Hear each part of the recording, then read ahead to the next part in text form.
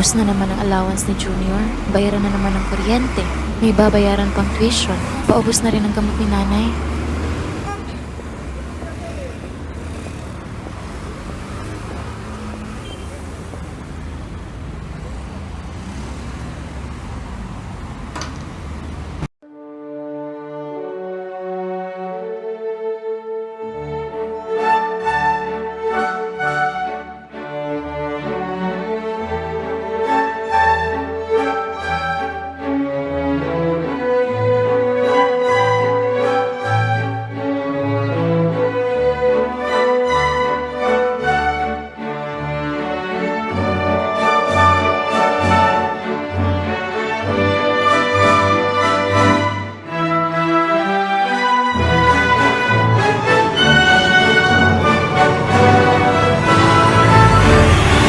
Ma'am, nandito na po ang kwarta, padala nyo.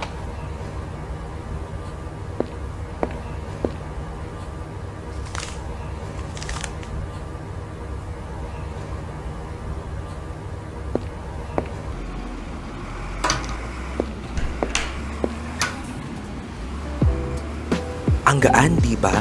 Sa ML, magaan ang bawat kwarta padala.